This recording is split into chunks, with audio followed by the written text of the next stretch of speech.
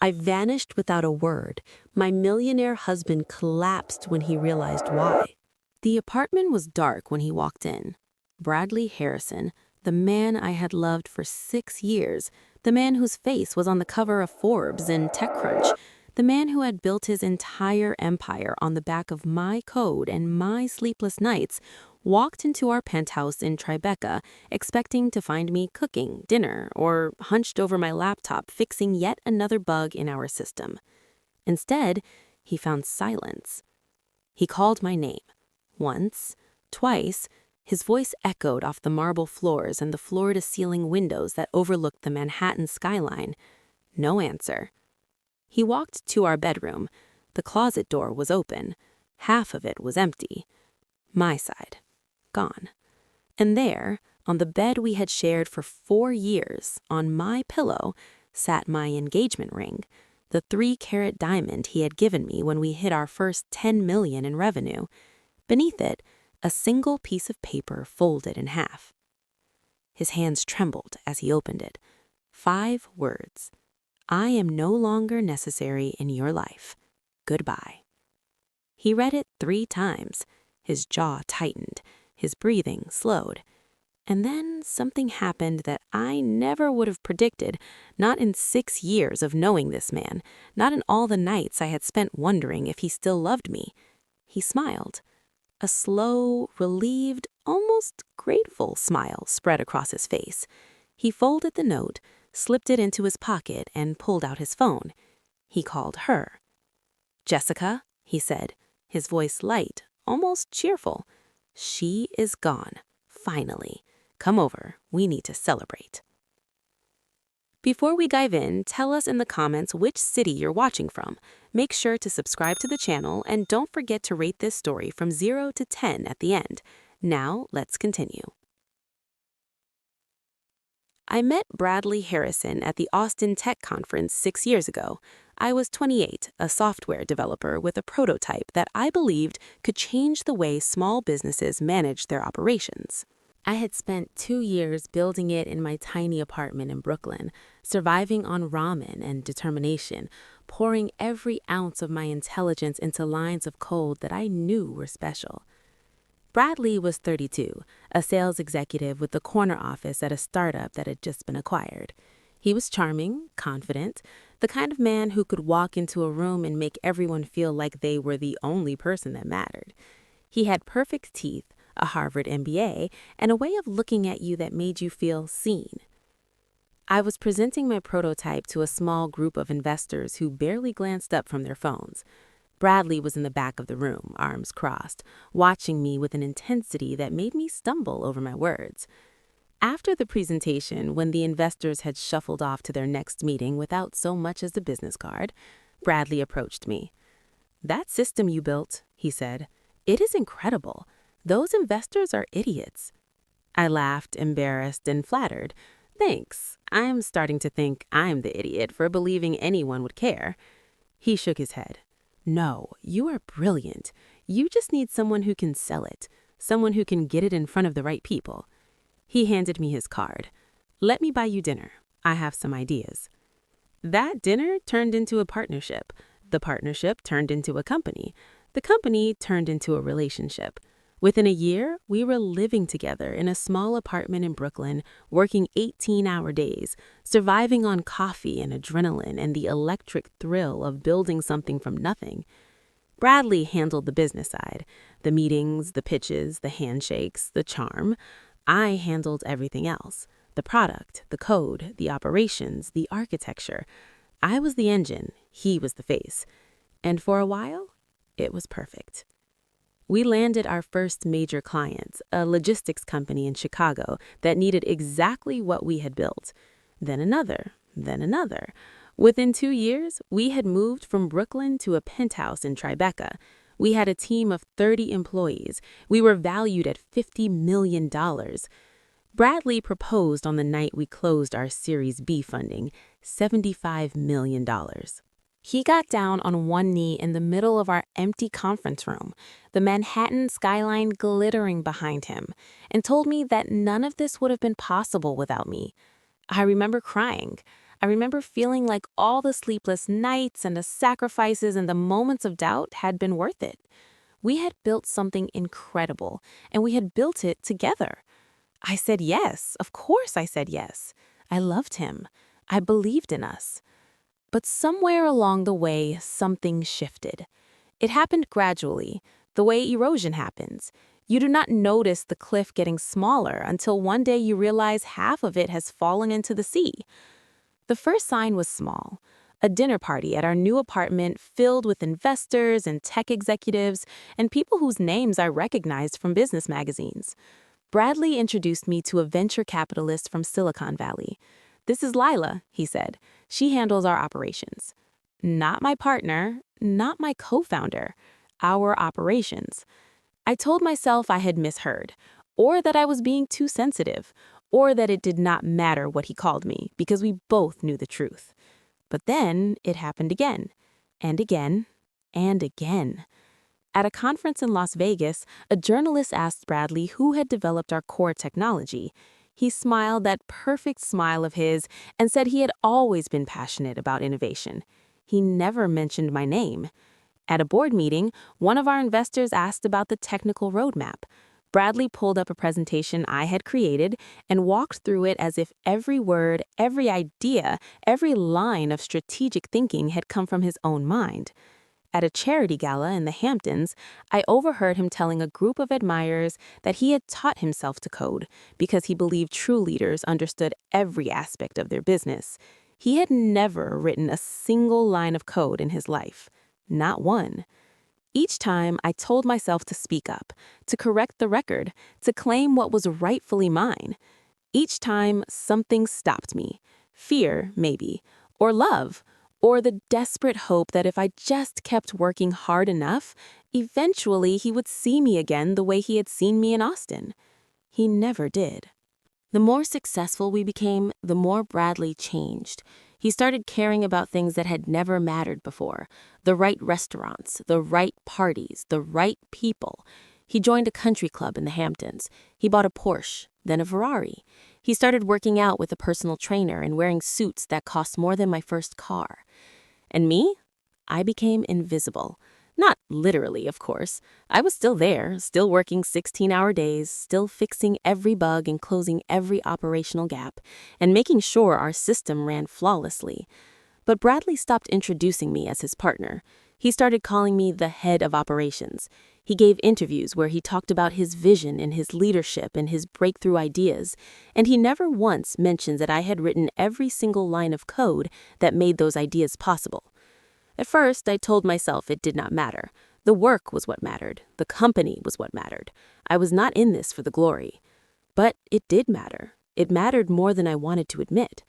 I remember sitting in the back of a conference room during a board meeting, watching Bradley present our quarterly results. He used the word I 47 times, the word we 3 times, the word Layla 0. After the meeting, I pulled him aside. "You know I built that entire analytics module you just presented," I said. "You did not even mention my name." He looked at me like I was speaking a foreign language. "Layla, come on, you know how these things work. The board wants to see leadership, confidence. They do not want to hear about the technical details." "I am not a technical detail, Bradley. I am your partner." He sighed, the way you sigh at a child who is being unreasonable. "Of course you are. I know that. You know that. But this is business, okay? It is not personal." Except it was personal. Everything about it was personal. And the more I tried to explain that to him, the more he made me feel like I was being emotional, irrational, ungrateful. So I stopped trying. I threw myself into the work. I let Bradley be the face while I remained the foundation. I told myself that our success was enough, that I did not need recognition, that the money and the security and the life we had built together were worth the invisibility. I was wrong. Jessica Norton walked into our lives at a tech conference in Miami. She was 36, impossibly polished, the kind of woman who looked like she had been designed in a laboratory to intimidate other women. She ran a venture capital firm that specialized in tech acquisitions, and she had her eye on our company. Or so I thought. She approached Bradley at the opening reception, champagne in hand, smile perfectly calibrated. I watched from across the room as she touched his arm, laughed at something he said, leaned in close enough that I could see the diamond studs in her ears catching the light. I told myself it was nothing. Networking, business. But over the following weeks, Jessica became a constant presence in our lives. She wanted to invest in our company. $20 million for a 15% stake. It was a good deal. Too good, maybe. Bradley was thrilled. "This is exactly what we need," he said. "We can expand into new markets, hire more developers, go international." I had questions. Why us? There were bigger companies, more established platforms. What did Jessica see in us that made her willing to write a check that large? Bradley dismissed my concerns. "She sees potential, Layla. She believes in what we have built. Why are you always so suspicious?" I was not suspicious. I was careful. There is a difference. But Bradley did not want careful. He wanted growth. He wanted success. He wanted Jessica Norton's money and her connections and her approval. The investment went through. Jessica joined our board. She started spending more and more time at our offices, asking questions about our operations, our code, our client relationships. She wanted to understand everything. At first, I appreciated her interest. Finally, someone who wanted to know how things actually worked. I spent hours walking her through our systems, explaining the architecture, showing her the elegant solutions I had built to problems that most people did not even know existed. Looking back, I realized she was not learning because she was curious. She was learning because she was planning. The signs were there, but I did not want to see them. The late-night meetings between her and Bradley that I was not invited to, the restaurant charges on her corporate card for dinners I had not attended, the way Bradley started coming home later and later, smelling of a perfume that was not mine. I confronted him one night in our bedroom. My hands were shaking as I showed him the credit card statements, the receipts for hotels and jewelry and romantic dinners. He denied everything at first. "Those are business expenses, Layla. Jessica and I have been working on the expansion strategy. You know how demanding this is." "I am not stupid, Bradley. I have been running this company alongside you for 6 years. I know the difference between a business dinner and a $300 bottle of wine at a boutique hotel in the meatpacking district." He was quiet for a long moment. Then his face changed. The charm disappeared. The mask slipped. "Fine," he said. "You want the truth? Here it is. Yes, Jessica and I have been seeing each other. I did not plan it. It just happened." The room tilted. I grabbed the edge of the dresser to steady myself. My legs felt like they were made of water. 6 years. 6 years of building this life together. 6 years of believing we were partners in everything. "How long?" My voice came out as a whisper. 4 months. 4 months? I did the math in my head. 4 months ago was when Jessica had first invested, when she had walked into our lives with her $20 million and her perfect smile and her predatory eyes. She had been sleeping with my partner since the beginning. Every handshake, every board meeting, every strategic discussion had been a lie. I felt the bile rise in my throat. I wanted to scream. I wanted to throw something. I wanted to grab him by the shoulders and shake him until he understood what he had done. Instead, I stood there, frozen, watching the man I loved transform into a stranger right before my eyes. 4 months of lies, I said. 4 months of you coming home and kissing me goodnight. 4 months of you sleeping beside me while you were thinking of her. Bradley had the decency to look uncomfortable. He shifted his weight from one foot to the other like a child caught stealing. "Layla, it is not that simple. Jessica and I, we have a connection, a real connection. She understands me in ways that you—" He stopped, but I knew how that sentence ended. "In ways that I what, Bradley?" I could feel the anger rising now, hot and sharp. "In ways that I never did? Is that what you were going to say? Because let me remind you of something. When we met, you had a corner office and a decent salary. Now you have a $200 million company, and every single piece of technology that made that possible came from my mind. So do not stand there and tell me I do not understand you." He crossed his arms over his chest. "This is exactly what I'm talking about. Everything with you is about the business, the code, the systems. When was the last time you asked me how I was feeling? When was the last time we had a conversation that was not about work? I stared at him. You are blaming me for this? You are actually standing there telling me that you cheated because I was too focused on keeping our company alive? I'm saying that maybe I needed something you could not give me. The words hit me like a slap. I felt my eyes sting with tears I refused to let fall. Do you love her? I heard myself ask. My voice sounded far away, like it belonged to someone else. Bradley looked at me with something that might have been pity or might have been contempt. I'm not sure there's a difference anymore. Yes, he said. I think I do. The words hit me like a physical blow. I had to put my hand on the wall to keep from falling. The room was spinning. The life I had built, the future I had imagined, it was all collapsing around me like a house of cards in a hurricane. I remember standing there for what felt like hours, trying to process what he had just said. 6 years. 6 years of working until my eyes burned. 6 years of skipping vacations and missing holidays and sacrificing everything for our shared dream. And he had thrown it all away for a woman he had known for 4 months. A woman who had invested in our company. A woman who had asked me to teach her everything I knew. Oh, God. The realization hit me like a truck. She had planned this from the very beginning. Jessica Norton had not invested in our company because she believed in our product. She had invested because she wanted to take it over, and seducing Bradley was just part of her strategy. I want her out of the company, I said. My voice was steadier than I expected. If we are going to work through this, if there's any chance of saving what we have, she has to go. Bradley shook his head slowly. I cannot do that.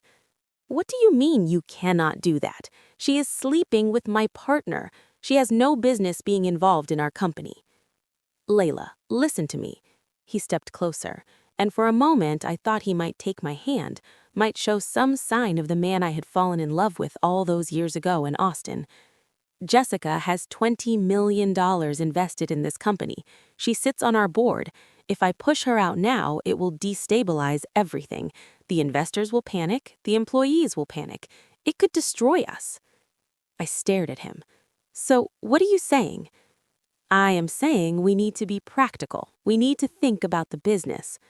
The business, not us, not our relationship, not the 6 years we had spent building a life together. The business.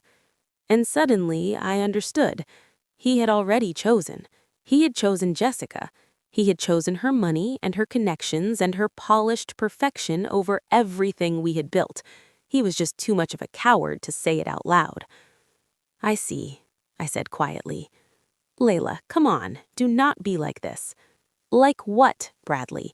Like a woman who just found out the man she loves has been cheating on her for 4 months? Like a woman who was being asked to work alongside her replacement? Tell me, how exactly should I be? He did not answer. He just stood there, looking at me with that pitying expression, waiting for me to accept the unacceptable. I did not sleep that night. I lay in bed staring at the ceiling, listening to him breathe beside me, and I made a decision. I was not going to cry. I was not going to beg.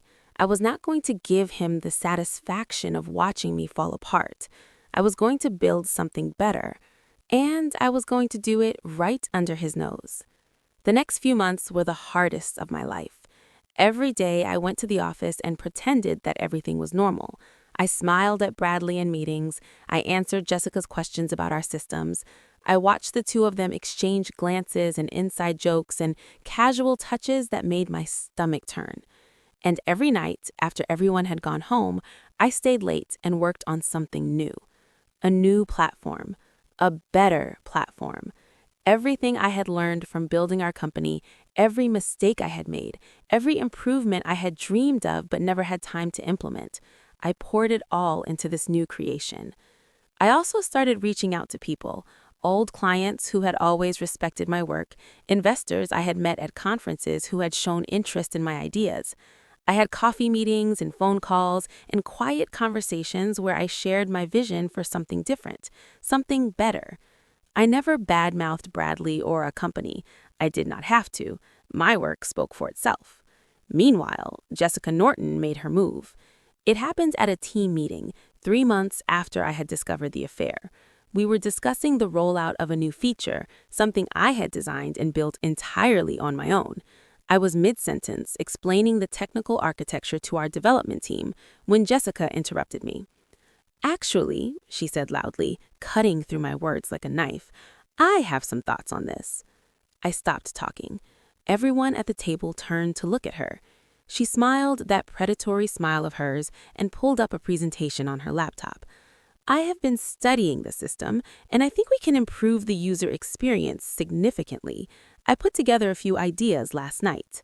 The slides that appeared on the screen made my blood run cold.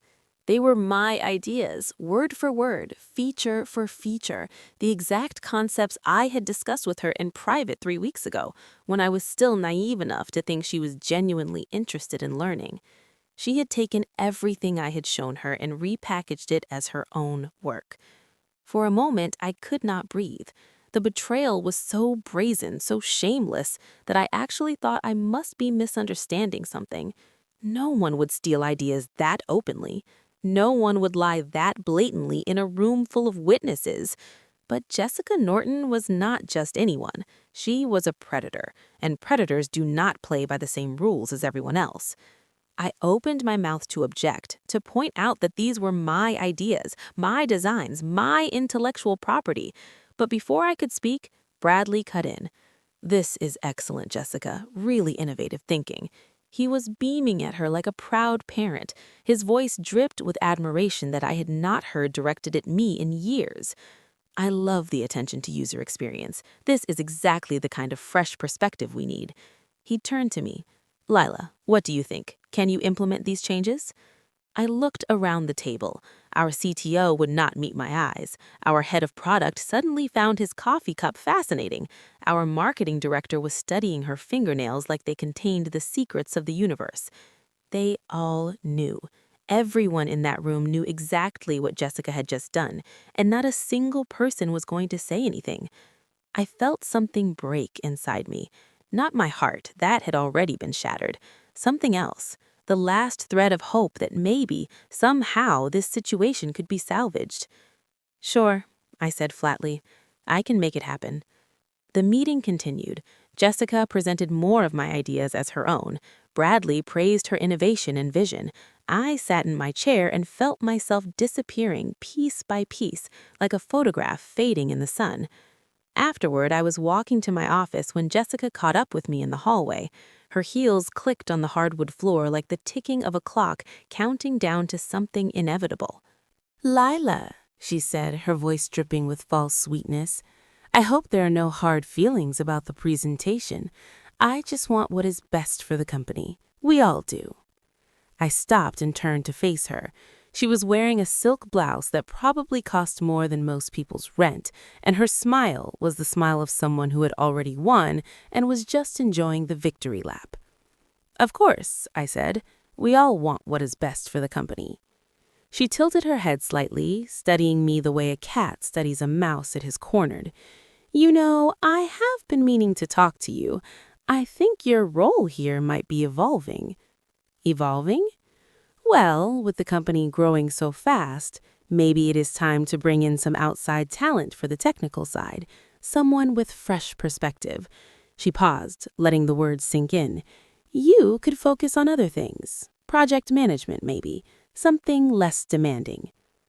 I felt the blood rush to my face. She was not just stealing my ideas. She was not just sleeping with my partner. She was trying to push me out of my own company entirely. Behind her pleasant smile, I could see exactly what she was thinking. She thought I would crumble. She thought I would accept my diminished role, grateful just to have a job. She thought she had won. She was wrong. "Thank you for the suggestion," I said, keeping my voice steady. "I will definitely think about it." I walked to my office. I closed the door. I sat down at my desk. And then I cried. Not the quiet, dignified tears you see in movies. Ugly, heaving sobs that shook my whole body. I cried for the relationship I had lost. I cried for the company I had built being stolen from me. I cried for the years of invisibility and the months of betrayal and the sheer humiliation of sitting in that conference room while Jessica Norton presented my work as her own. But somewhere in the middle of those tears, something shifted. The sadness began to harden into something else, something stronger, something dangerous. I wiped my face, I opened my laptop, I pulled up a blank document, and I started to plan. 3 weeks later, I made my move. I spent those weeks preparing meticulously.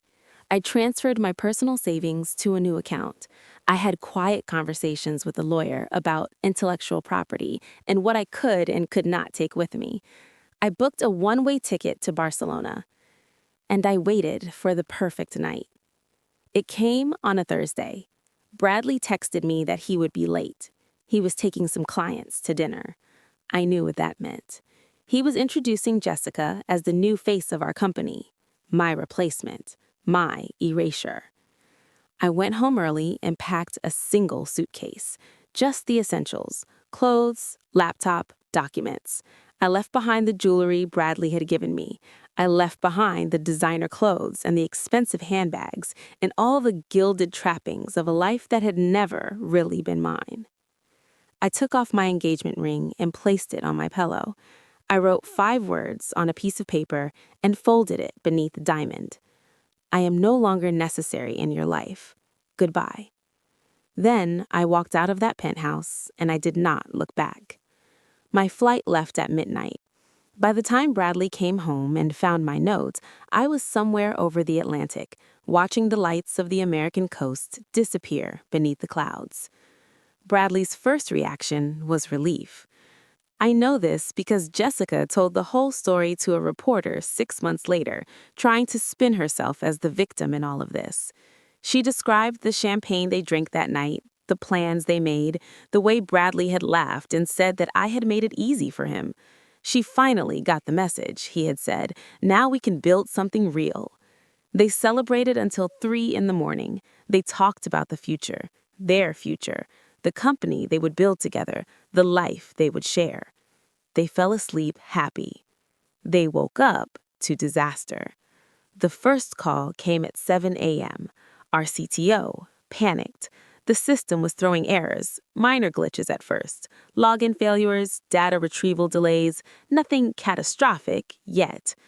Bradley told him to fix it. That is what the tech team was for. But the tech team could not fix it, because the tech team had never really understood how the system worked. They had maintained it, they had patched it, but the architecture, the core code, the elegant solutions that made everything run smoothly, that was all me. By noon, the glitches had become full-blown failures. The platform was crashing, clients could not access their data, the support lines were flooded with calls. Bradley called me. I watched his number flash on my screen and I let it go to voicemail. He called again, and again, and again. 37 calls in the first 24 hours. I did not answer a single one. Meanwhile, I was sitting in a cafe in the Gothic quarter of Barcelona, drinking cortados and watching the Mediterranean light filter through ancient stone streets. My laptop was open in front of me, and my inbox was filling up with inquiries from companies who wanted to know more about my new platform. Day 2 was worse. The system failures spread like wildfire. Features that had worked flawlessly for years suddenly stopped functioning. The elegant architecture I had built, the intricate web of connections that made everything run smoothly, it was unraveling piece by piece. Major clients began calling, not with complaints, with ultimatums. Fix this in 24 hours or we are terminating our contracts. The development team brought in outside consultants, expensive programmers from Silicon Valley who charged $500 an hour and promised they could fix anything. They could not fix this. My code was not complicated because I had made it difficult on purpose. It was complicated because it was doing complicated things. And without understanding the why behind every decision, they were just poking at a machine they did not understand. Jessica tried to step in. She had spent months learning the system after all. She knew how it worked. Except she did not. She had learned the surface, the interface, the features. She had memorized the steps I showed her like a student memorizing answers without understanding the questions. And now, faced with a real crisis, she was completely lost. I watched it all unfold through the Instagram posts of former colleagues and the frantic texts from employees who still had my number. It was like watching a building collapse in slow motion. Bradley had to be taken to the emergency room that night. Chest pains, shortness of breath, overwhelming panic. The doctors said it was stress-induced. They ran tests, hooked him up to monitors, told him he needed to rest. He could not rest. His empire was crumbling around him. I heard later that he sat in that hospital bed, still trying to run the company from his phone. Jessica was pacing the waiting room, screaming at someone on a call about server failures and client cancellations. The nurses had to ask her to lower her voice 3 times. Day 3, the bleeding became a hemorrhage. The first major client terminated their contract, a logistics company in Chicago that had been with us since the beginning. "We built our company on your technology," their CEO wrote in his termination letter, "but your technology does not work anymore, and neither does our patience." Then another client left, then 5 more, then 10. Bradley called me 63 times that day. I counted. Each call went to voicemail. Each voicemail was more desperate than the last. "Layla, please. I know things ended badly between us, but you cannot just walk away from everything we built.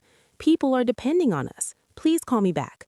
"Layla, listen, Jessica and we are willing to talk. We can work something out. I will give you whatever you want. Just please, please call me back." "Layla, I am begging you. The company is falling apart. I do not know what to do. I need you, please." The last voicemail was just breathing, heavy, ragged breathing, and then silence. I listened to each one. I felt nothing. Actually, that is not true. I felt something, a small, quiet satisfaction that I tried very hard to feel guilty about and could not quite manage. They had built their happiness on my invisibility. They had celebrated my departure like it was a liberation. They had never, not once, stopped to think about what I actually contributed. Now they knew. And then I posted a photo on Instagram. It was not planned. I was sitting at a cafe table in Barcelona, the beach neighborhood of Barcelona, watching the Mediterranean stretch out to the horizon. The morning sun was warm on my face. A gentle breeze carried the scent of salt and coffee and possibility. For the first time in months, maybe years, I felt at peace. I took out my phone. I snapped a simple photo. Me in a white sundress, no makeup, my hair loose and windblown. The sea behind me, endless and blue. A half-finished cortado on the table in front of me. I thought about what to write. Something profound, something meaningful, something that would capture everything I was feeling. In the end, I just typed 2 words: new beginnings. I posted it without thinking too much about the consequences.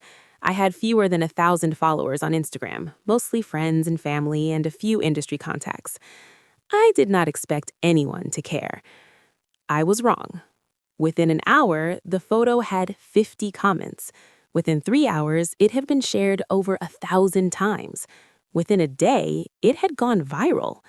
Not because of me, exactly, but because of the story. People had been watching the collapse of our company with morbid fascination. The tech press was full of speculation about what had gone wrong. Former employees were leaking details about the chaos inside the office. Investors were giving interviews about the millions they had lost.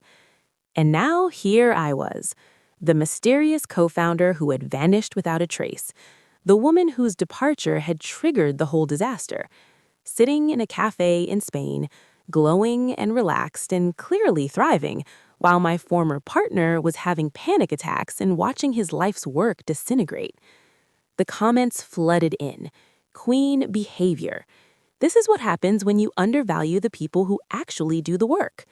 Bradley Harrison is finding out what happens when the backbone walks away. Please tell me you are starting something new. I would invest in a heartbeat. Former clients who had always valued my work reached out through direct messages. Investors who had heard rumors about my new platform wanted to talk. Industry insiders who had suspected for years that Bradley was taking credit for my work finally had proof. My inbox became impossible to manage. My phone would not stop vibrating with notifications. In a single day, I went from invisible to undeniable. Meanwhile, in New York, Bradley saw the photo. Jessica showed it to him. They were in the office, surrounded by the wreckage of their failing company, when she pulled up Instagram on her phone and thrust the screen in his face. I heard the story later from someone who was there, a junior developer who had always been kind to me, who had watched everything unfold with horror and finally felt safe enough to tell me what happened. Bradley stared at the photo for a long time. His face went pale, then red, then a strange grayish color that the developer said he had never seen on a human face before. "She planned this," Jessica kept saying. Her voice was shrill, almost hysterical. "She planned all of this from the beginning. She was building something else the whole time." Bradley did not respond. He just kept staring at the photo, at my smile, at the sunlight in my hair, at the peace in my eyes that he had not seen in years. Then he picked up his phone and threw it against the wall so hard that the screen shattered into 1,000 pieces. The office went silent, everyone frozen in place, afraid to move, afraid to breathe. Bradley stood there in the middle of the room, surrounded by the fragments of his phone and the fragments of his life, and he started to laugh. Not a happy laugh, a broken laugh, the laugh of someone who has just realized that everything they thought they understood was wrong. "She was the company," he said. His voice was barely above a whisper. "She was always the company, and I let her go." Jessica tried to put her hand on his shoulder. He shrugged it off. "Do not touch me," he said. "This is your fault. You told me she was replaceable. You told me we did not need her." "I never said that." Jessica's voice was defensive now, scared. "I said we needed to modernize the leadership structure. I said we needed fresh perspectives. You said she was holding us back." He turned to face her, and for the first time she saw something in his eyes that made her take a step backward. "You convinced me that she was the problem, and now look at us." The argument continued. Voices raised, accusations thrown. The entire office staff witnessed the implosion of the relationship that had cost them their jobs. By the end of the day, Jessica Norton had moved out of the penthouse and into a hotel. By the end of the week, she was consulting lawyers about how to recover her investment. By the end of the month, she would be suing Bradley for fraud. But all of that was still in the future. At that moment, in that cafe in Barcelona, all I knew was that my photo was going viral and my phone would not stop ringing with opportunity. I smiled. I ordered another coffee. I opened my laptop and started responding to inquiries about my new platform. The sun was warm, the sea was beautiful, and for the first time in 6 years, I was exactly where I wanted to be. The months that followed were the best of my life. I launched my new platform from a co-working space in Barcelona. Within a week, I had signed my first major client. Within a month, I had signed 12 more. Within 3 months, I had raised a seed round from investors who believed in what I was building. I was not hiding anymore. I was not invisible.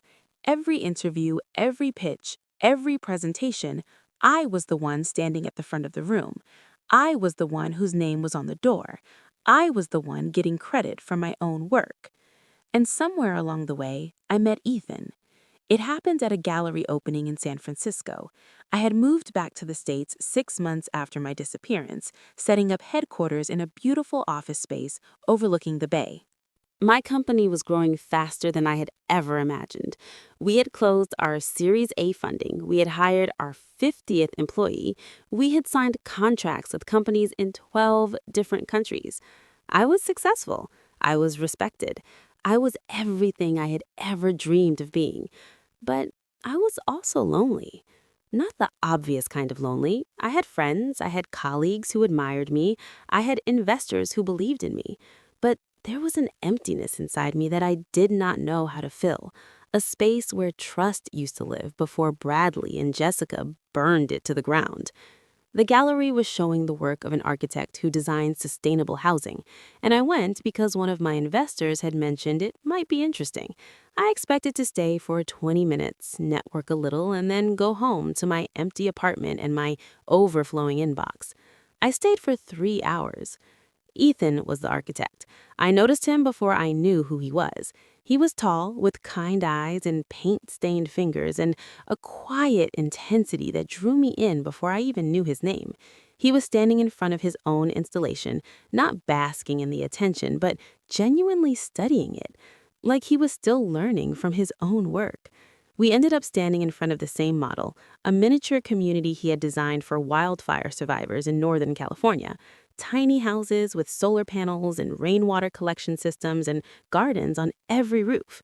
"It is beautiful," I said. He turned to look at me, and something in his eyes made me catch my breath. There was no calculation there, no assessment of what I could do for him or how I might be useful, just genuine curiosity. "It is not finished," he said. "Nothing ever really is." We talked for 3 hours that night. He asked me about my work, but not in the way most people did. He was not interested in valuations or growth metrics or market share. He wanted to know why I did what I did, what drove me, what I dreamed about when I let myself dream. No one had asked me that in years, maybe ever. I told him about the early days when I was building my first prototype in a tiny Brooklyn apartment. I told him about the thrill of solving problems that no one else could solve.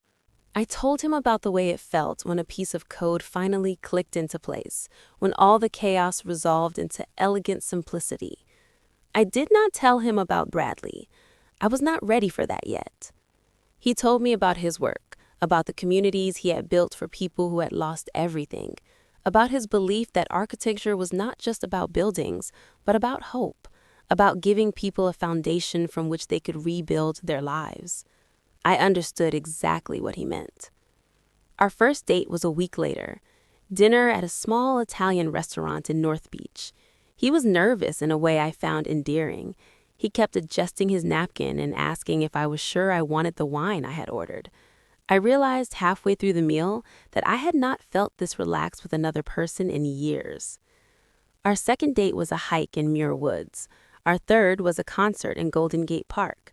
Our fourth was a cooking class where we made terrible pasta and laughed until our stomachs hurt. And then came the pier. It was 3 weeks after we met.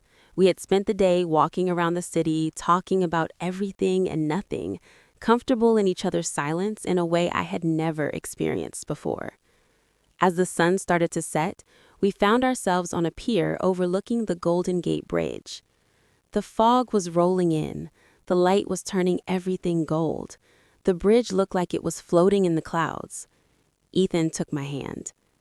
"I want to tell you something," he said, "and I am not very good at this, so please bear with me." I waited, my heart pounding. "I have been on a lot of first dates since my wife passed." He paused, and I saw the shadow of old grief cross his face. And they all felt like auditions, like I was performing a version of myself that I thought the other person wanted to see. I started to say something, but he held up his hand. "With you, it is different." He looked at me with those kind eyes, and I felt something crack open inside my chest. "With you, I feel like I can just be, like I do not have to pretend, like you see me, the real me, and you do not want me to be anything else." I felt tears prick at my eyes, not sad tears, something else. "I feel the same way," I whispered. He reached up and touched my face, gentle as a question, and then he kissed me. I had been kissed before. I had been kissed by Bradley hundreds of times, thousands of times, over 6 years of a relationship that I thought was love. But it had never felt like this. This kiss felt like coming home.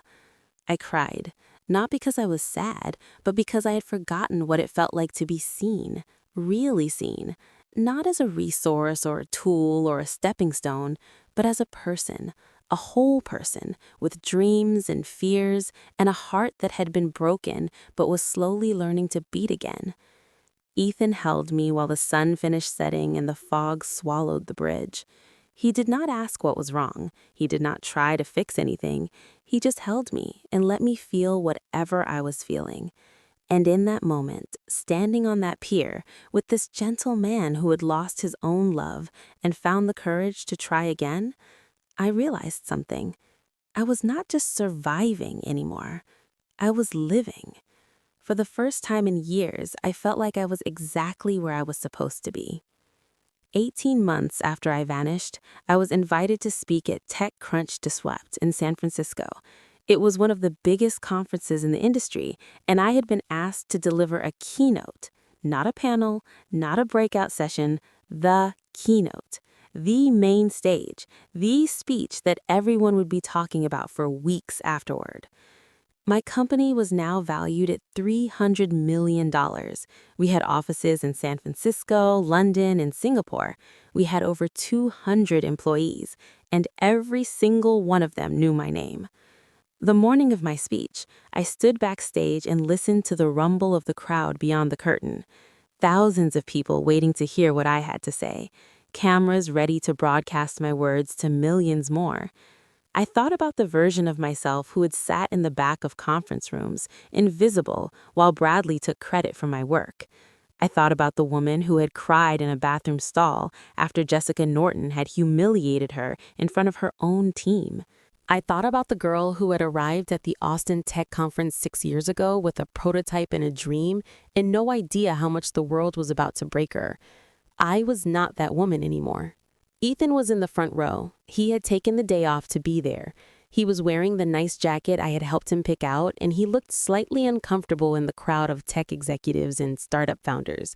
He was so out of his element, and he had come anyway because he knew how much this meant to me. He caught my eye and smiled, that same kind smile I had fallen in love with on a pier at sunset. I felt something warm spread through my chest. I was not nervous. I was ready. The speech went well, more than well. I talked about resilience, about building something that matters, about the importance of knowing your own worth even when the people around you refuse to see it. I talked about the women in tech who were doing incredible work without recognition, about the invisible labor that holds so many companies together, about what happens when the foundations decide they deserve to be seen. I did not mention Bradley or Jessica by name. I did not have to. Everyone in that audience knew the story. The collapse of our old company had been covered extensively in the tech press. The contrast between their downfall and my rise was too dramatic to ignore. When I finished, the applause was deafening, standing ovation, 2,000 people on their feet clapping and cheering for work that was finally undeniably mine. I saw Ethan wiping his eyes. I saw my COO, the first person I had hired, pumping her fist in the air. I saw investors who had bet on me beaming with vindication. This was what I had built. This was what I had earned, and no one could take it from me. Afterward, I walked through the conference hall surrounded by colleagues and admirers and journalists who wanted a quote. The energy was electric. Everything I had worked for, everything I had sacrificed, it had all led to this moment. I was talking to a reporter from Wired when I felt something shift in the air, a change in the atmosphere, a prickle at the back of my neck that made me turn around without knowing why. And then I saw them. They were standing near a small booth in the corner of the hall, a startup booth, the kind reserved for unknown companies trying to get noticed. The banner above them advertised something called Synergy Sync, some new project I did not recognize. Bradley and Jessica. For a moment, I thought I was imagining things. The last I had heard, they were barely speaking to each other. Jessica's lawsuit had dragged on for months before they settled out of court. They had blamed each other publicly for the collapse of the company. Their relationship, such as it was, had seemed thoroughly destroyed. But there they were, together, standing behind a folding table with brochures that no one was taking, trying to rebuild from the ashes of what they had burned. Bradley looked older than I remembered, much older, thinner too. The tailored suits that had once made him look like a magazine cover had been replaced by something off the rack, slightly too big, hanging off his diminished frame. There were dark circles under his eyes, and his shoulders slumped forward in a way I had never seen before. Jessica stood beside him, her posture rigid, her face a mask of forced confidence that could not quite hide the desperation underneath. The silk blouses and designer heels were gone. She was wearing a plain black dress and sensible shoes, and her hair, once perfectly styled, was pulled back in a simple ponytail. They had seen me too. For a moment, our eyes met across the crowded hall. Bradley's face went pale. I watched the color drain from his skin in real time, like someone had pulled a plug. His mouth opened, but no words came out. His hands, resting on the table in front of him, began to tremble. Jessica grabbed his arm. I could not hear what she whispered, but I could see the urgency in her body language, the desperation, the shame. They turned away. I watched them gather their things with frantic, jerky movements. Jessica shoved brochures into a bag. Bradley fumbled with his phone, dropping it twice before managing to put it in his pocket. They moved toward the exit like people fleeing a crime scene, heads down, shoulders hunched, trying to disappear into the crowd. They did not look back. I could have gone after them. I could have confronted them, reminded them of everything they had done, made them face the consequences of their choices. I could have walked up to that pathetic little booth and asked them how Synergy Sync was going, asked them if they had found anyone to write their code this time, asked them if they finally understood what they had lost. But I did not. I stood there, in the middle of that conference hall, surrounded by people who believed in me, loved by a man who saw me for who I really was, leading a company that bore my vision and my values and my name. And I realized that I felt nothing. No anger, no triumph, no desire for revenge. Just peace. They had lost everything, not because I had taken it from them, but because they had never really had it in the first place. Everything they had built was built on my foundation, and when I walked away, the foundation went with me. They would spend the rest of their lives trying to rebuild what they had destroyed, trying to recapture a success that had never truly been theirs, starting over again and again, always wondering why nothing ever worked the way it had before. And I would spend the rest of my life building something new, something real, something that was mine from the first line of code to the last. Someone called my name. The reporter from Wired wanted to continue our interview. A venture capitalist was waiting to shake my hand. My COO was gesturing toward a cluster of potential partners who wanted to meet me. I smiled. I straightened my shoulders. I turned away from the exit where Bradley and Jessica had disappeared, and I walked forward into the lights. Some people only realize your light when it stops shining on them. I did not leave to punish anyone. I did not vanish to prove a point or teach a lesson or get revenge. I left to save myself.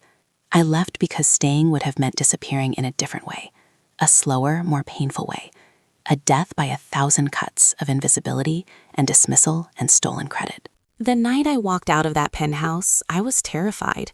I had no idea if my plan would work. I did not know if anyone would care about my new platform. I did not know if I could build something meaningful on my own. But I knew one thing with absolute certainty. I knew my worth. And sometimes that is the only thing you need to know.